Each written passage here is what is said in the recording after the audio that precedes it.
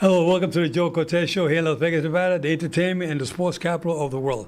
Well, today we have a special guest on our show, and a gentleman that, as far as I'm concerned, going to go places in boxing. He's young; he's only 19 years young, and he started boxing 5 years ago. He's already got like 10 championship belts, and we can show the belts out right now. First, my co-host Shelly Stevens, and the father Jesse Torres, and I'm sorry. Jesus Torres, and the fighter Jesse Torres.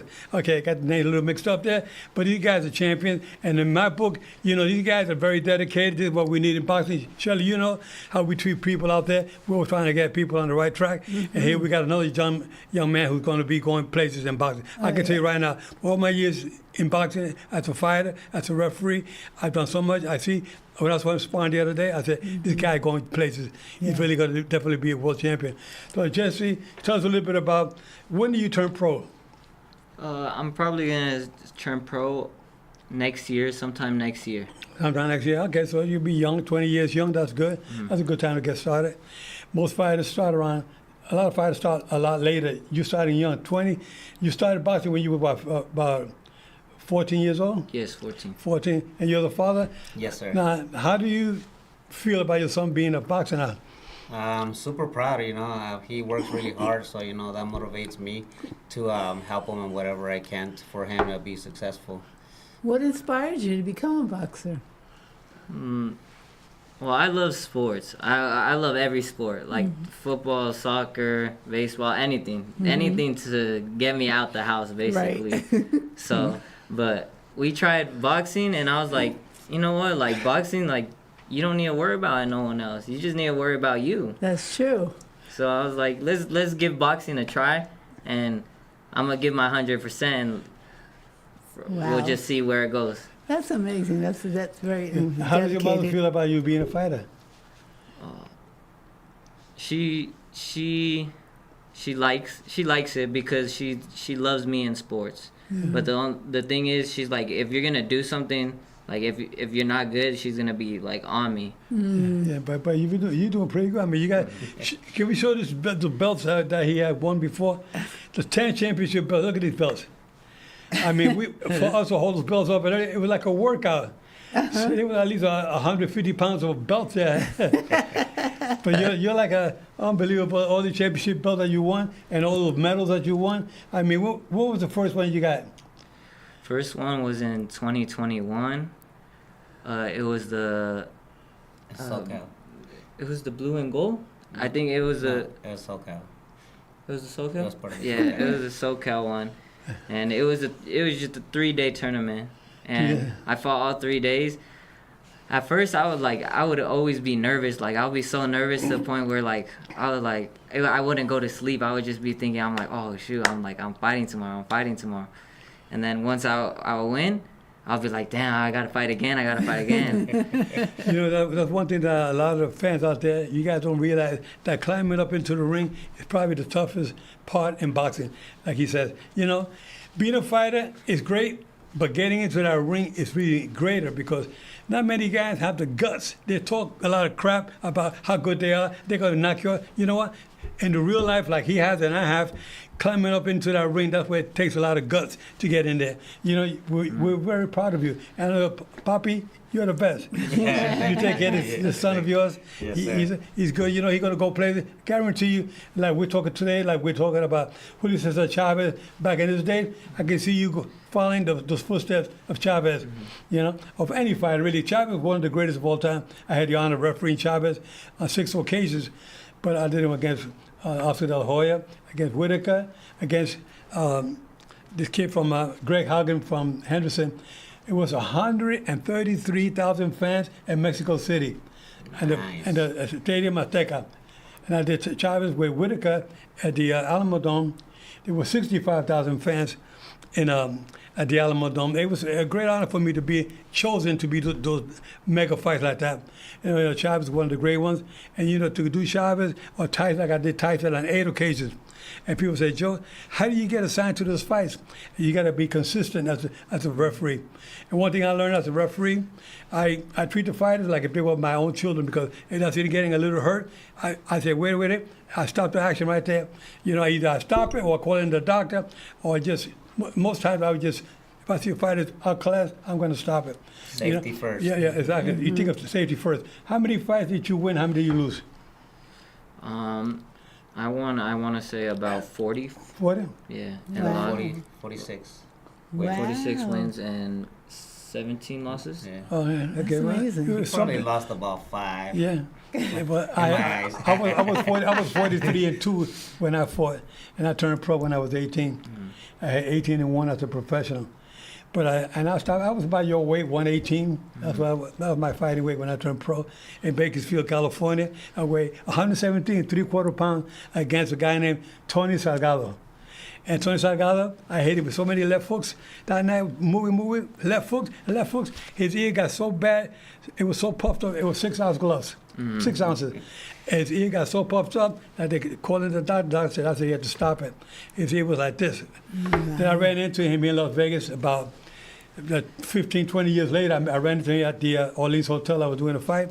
And the guy walks up to me. He says, hey, Mr. Cortez. I said, hey, how you doing, buddy? He says, I thought he was a regular fan. He said, do you recognize me? I look at him. I said, no. He says, Bakersfield. I said, Bakersfield? And I looked to see his ear. I said, you're not Tony Salgado? He said, yes, I am Tony Salgado. Turned out to be a nice guy. We turned out to be good friends. He invited me to his house to meet his family. I went there one Saturday afternoon. The whole place was packed just because I was there that day. Nice. It was so nice. You know, I love being with people. I love sharing and you're going to be the same way. Love people, care for them. But when you're in that ring, you got to care for yourself. Yeah. You know? Just the way I am. You kick butt when you have to, but other than that, you're nice for everybody, love everybody. Don't mess with me. If the right one will get you, the left one will. Yeah. So now that you won the Mike Tyson tournament, was he able to offer you any advice or anything after it was over, or try to give you any, points of knowledge or anything?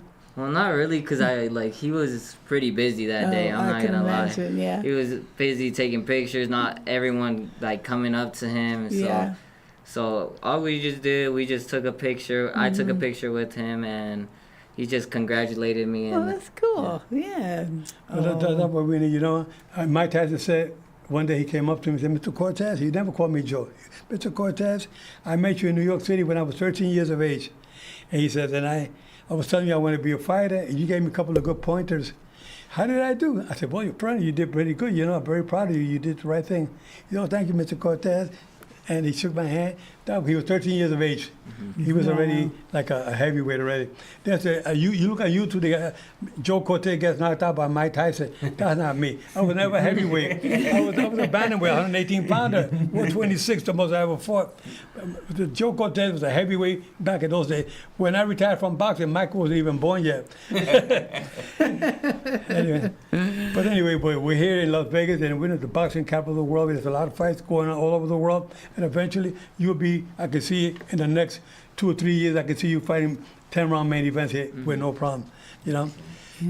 Yeah. That was good that you chose boxing. You're like a role model to younger guys. So what advice would you give to them, about staying with it and everything? Because I know some of them are probably worried, about getting hurt or whatever. But you've been doing a great job. So you have any advice for the young boxers out there up and coming? I would say to focus on yourself, and really it's really just a mental battle between everything, because you really could, anyone could do this. Anyone could do this. It's just if they put their mind to it, they'll get to the top. You just have to keep on grinding no matter what's going on. Just worry about yourself and worry about working hard and being disciplined. It does. And like he said, going up there, and it is stressful going up there and actually fighting into the ring. That's why it's mostly that's why you have to focus mentally, get mentally strong. It's more mentally strong than physically strong. Exactly. Wow. Now, Mr. Jesus Torres, you've been training your son now. What advice can you give trainers out there with their children or with their fighters? Honestly, the advice I would give them is if the kids don't really want to do it, this is a dangerous sport and they can get hurt. You know, so you gotta take in consideration of talking to the boxer, whether they just want to train to just learn self-defense and stuff like that. It's okay, you know. But if they want to put them to compete, competing them is a different ball game. So I would say make sure the boxer really wants to do it. Like he said, really need discipline.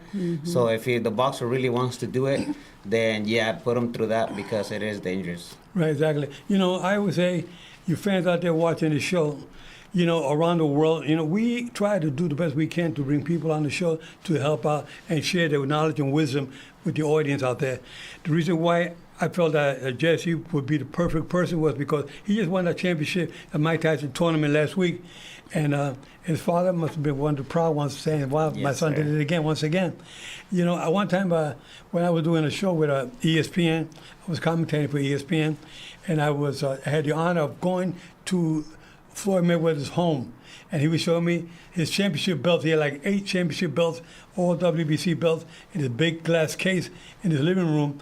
And he said, Joe, I want you to see my belts. And I saw those belts. I said, well, unbelievable. You know, he took a lot of pride in those belts, just like you take Right. pride in your belts. You got the amateur championship belts now, but wait till you get the real good feeling when you get the championship belt when you become a world champion, and the referee raised your hand up in the air and pointed and said, this is the man right here. That's why we want to say, this is why we are so proud to being a referee. I love being there, but I love protecting the fighter. Like I would tell Mike Tyson when I go to the dressing room before the fight, I would tell him, Mike, I'm here to protect, to referee your fight, but first and foremost is protecting the fighter. I'm here to protect you and your opponent. You understand that? I want a clean fight. Don't give me any low blows, any rough tactics in there, because I don't want to take any point or disqualify you. You understand? He said, yes, Mr. Cortez. I said, okay, good. We'll see you in the ring. Good luck. And I walk out the ring. I took control of the dressing room with Mike, but he knew I was there to protect him. Right, You know, right. just like I had to do his last fight, and I had to stop it. I said, Mike, I said, the 6th round when he fought Kevin McBride in Washington, D.C., about 16 years ago. That's when he had last pro fight. But I did the same thing with Sugar Ray Leonard. Sugar Ray Leonard fought Hector Macho Camacho in Atlantic City, and I had to stop the fight. Camacho hit Sugar Ray, had him down. He went down. He got up. When he got up, he was hurt a little bit. Camacho went after him. He had a couple of shots. His knees buckled. I jumped in and stopped it. When I held him in my arm, I was going like this. In my ear, he says, thanks, Joe. You know, they know I'm there to protect them. I would tell them in the dressing room, I'm there to protect you, buddy. Don't worry about nothing. You're not going to get. Fighters know. Fernando Vargas always says, Joe, one thing about you, you know, Fernando Vargas, former welterweight and super welterweight champion. He said, Joe, one thing about you, you always protect the fighters. You always. I had to protect him when he fought Oscar De La Hoya, and I stopped it in the 11th round. Oscar De La Hoya, you know, was more powerful. He didn't go down, but. He had got knocked down before, but when in the 11th round, Fernando Vargas was up against the ropes. He was taking punches, and also the whole combination, man. I jumped in and stopped it, held him in my arm. I said, that's it, buddy. And I feel good that they could go home to their family. That's why Fernando today, when he sees me, he always hugs me and says, Joe, thank you so much. He always so proud because he said, I was always there to protect him. And that's what you need. Good referees out there. Forget about the referee. You got to forget about the fans. Forget about, I don't care who's the trainer. I don't care if it's Mike Tyson. I don't care if it's De La Hoya. I don't care if it's Fernando Vargas. Sugar Ray. I got to stop it. I'm going to stop it. You know, that's what a referee got to do. That's first and foremost is safety of the fighters. That's amazing. So you always knew in your heart you wanted to be a boxer, but before that, was there anything else that you thought you might want to be when you grew up since you started so young? Or was it just boxing? Did you know you were going to be a boxer? I would have went with football, if anything, or any others. Sport, as long as it was soccer with sports, or okay? something. Yeah. But football is tough sport. You don't think you have the body for a football player. But I did actually love football. I like football. Like I like watching it and everything. It's really interesting to me, at least. My grandson Bryce Hampton played for the Vegas Nighthawks. He was playing with Purdue University with the Boilermakers, and about a couple of years ago he retired. He graduated from Purdue University, and now this year he's going to play last season with the football, the Vegas Nighthawks. That's in Henderson Indoor Football League. Last year they won the championship, the national championship, and the year before he got Rookie of the Year. And he came over last week to my house to show me his World Series his championship football ring. What a ring! Beautiful, a lot of diamonds, rubies, and everything. I said, wow, that's a good one, man. Because you're looking at my ring, it's like, Grandpa, but your ring is like, you got it's a nice box, all of Now they're full of diamonds. He said, you only got one little diamond on there. I know when we put out a ring, Sylvester Stallone, Mike Tyson, Julio Cesar Chavez, and myself, Nacho Berenstein, and Kazuzu, the six of us, and what was the name of the movie star? He was a great one, you know. Sylvester Stallone, he said, Joe, he said, these rings, we got to put some more bling bling to these rings. Those were exact words to me. We got to put more bling bling to these rings. I said, yes, Sylvester, maybe you can. I can't afford to do that. You can. But anyway, that's the way it was. You know, it was great. Yeah. It was great doing that movie, Rocky Balboa, as a referee. And Sylvester got inducted. People say, Joe, he's not even a fighter. How did he get inducted? I said, well, so many Rocky movies. He brought a lot of fans to boxing. He made a lot of interest for boxing. So the Hall of Fame kind of started in New York, decided, they said, you know, I think they brought him in. So I said, hey, with me, it's no problem. He did good for boxing, and he was trying to be a good guy. We filmed for 6 days to film the boxing scene. It took us 6 days. It was 10 to 12 hours a day. And then he's telling me, Joe, when I got the script, he said, Joe, you read the script for your part as a referee? He said, I want to look authentic, you know. I said, you know what, Sylvester, let me tell you one thing. I saw the script, I read it, and what's in the script is not the way I referee. You know? He says, I said, let me do it my way. You want to look authentic? Let him do it my way. He said, all right, we'll do it your way. And we did it my way. And you know what, on top of that, I gave him 23 extras for the movie. 23 extras, like the real cut man, a corner man, the timekeeper, the inspectors, the commission. They were all real boxing people, 23 of them. Nice. And he said, Joe, it looks so authentic. This is what I wanted in boxing for my movie. That was the last movie. It was an honor for me to be. Then one day I got a tap on the shoulder again. It was Eddie Murphy. He said, Joe, how you doing? I'm a big fan of yours. He says, I said, Eddie Murphy. I said, man, I'm a big fan of yours. He said, Joe, doing a movie, referee. I did it, I Spy. We filmed that up in Vancouver, Canada. It was so nice doing that movie with Eddie Murphy. Then I did one with Antonio Banderas, Woody Harrelson, played to the bone. So, you know, boxing been good to me, you know? Yeah. But you're better looking guys. You can be real good at movies.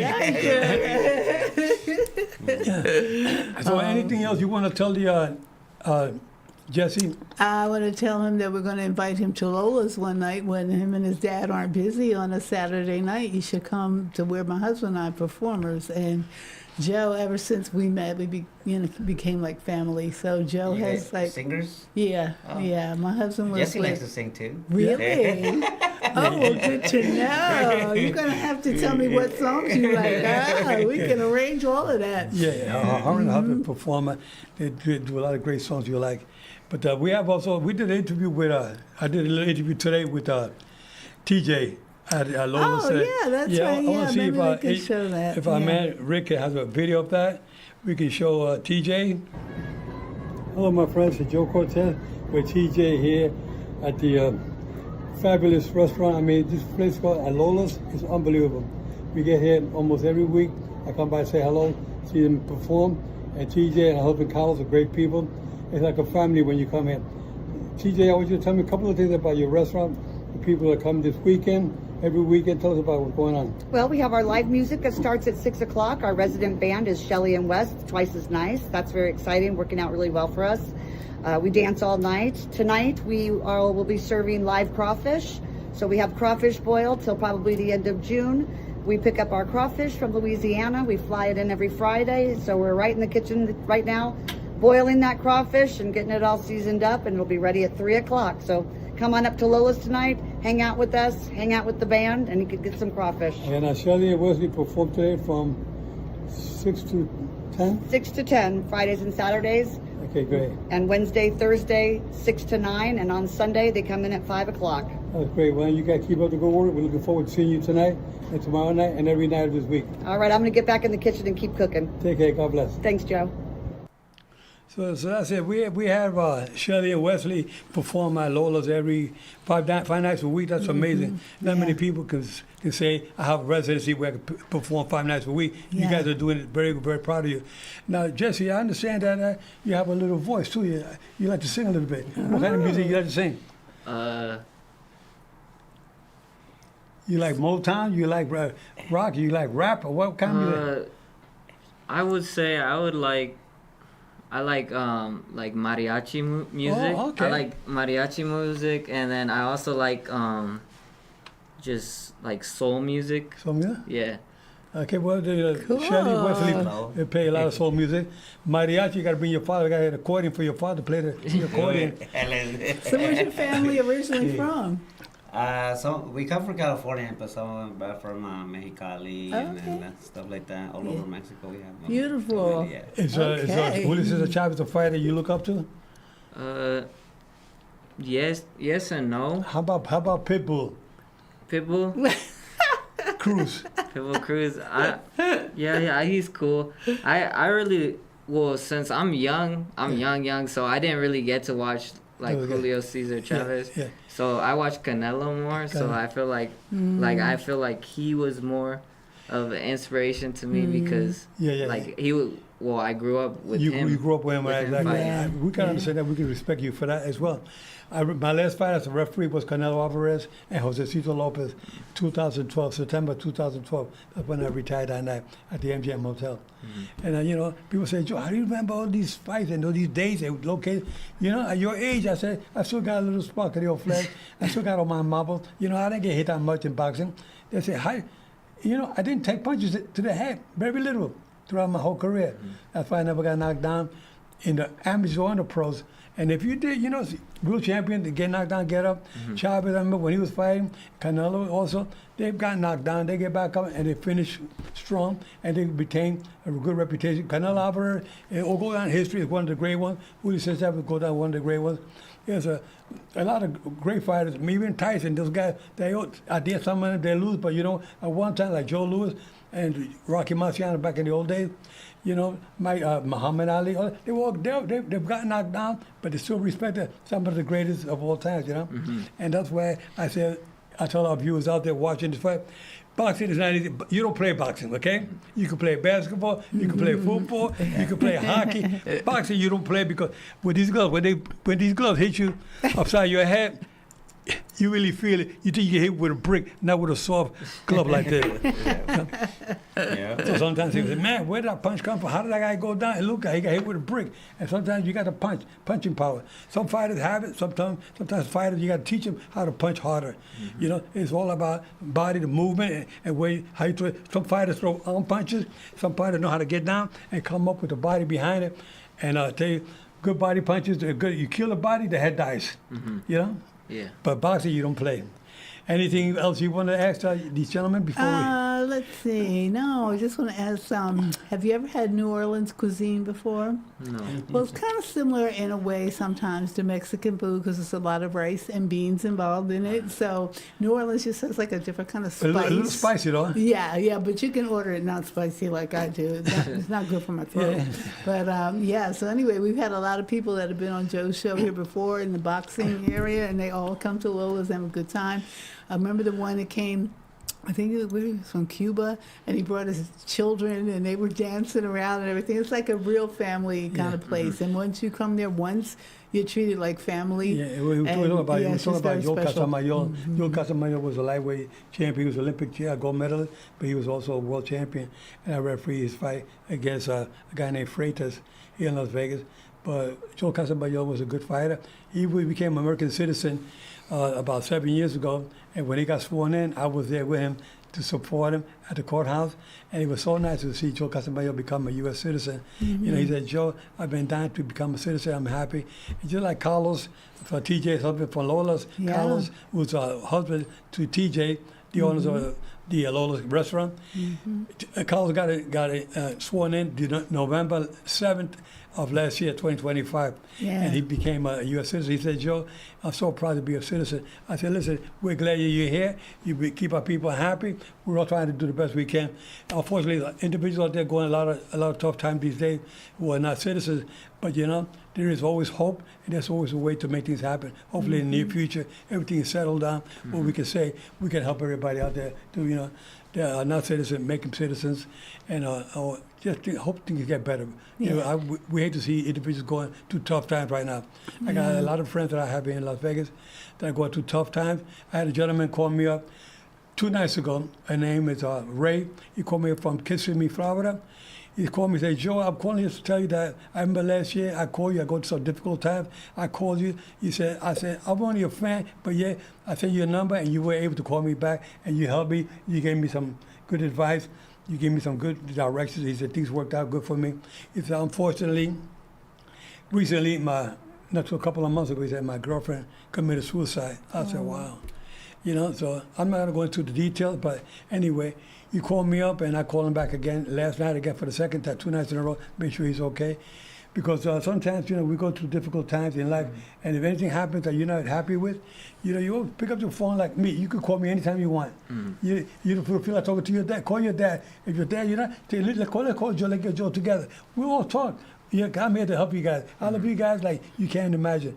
It was a Mexican fighter named Gaspalindo Ortega from Tijuana who got me started in boxing when I was 12 years old. Then I got into boxing when I was 15, but I met him when I was 12. So the people, we all need somebody out there to guide us in the right direction. Thank God I got Ortega, because I come from a single-parent home, and my mother was working, trying to raise 3 boys by herself. It wasn't easy. So I had Gaspar Ortega, who came around 99th Street in Manhattan, New York, where I was born and raised, and he got me on the right track. He said, Joe, you guys, you can't be, we used to jump from one building to the other building. And he said, you guys are crazy. You can't be doing that, jumping the alleys. He said, you guys can't be doing that, Joe. He says, got to get into something, keep yourself busy, whether it's baseball, football, like you said, like you football, or boxing. I said, well, my brother Mike became a fighter first. I said, I'd like to do the same thing. I want to be a fighter like my brother Mike and Gaspar Ortega, and that's how I got started. So we take advice from people out there, and that's what we have to do. If you take advice from people like myself, like your father and your mom, your mother and father truly love you like you can't imagine. You know, without you, their life is not complete. Their life, when you came into this world, their life was complete.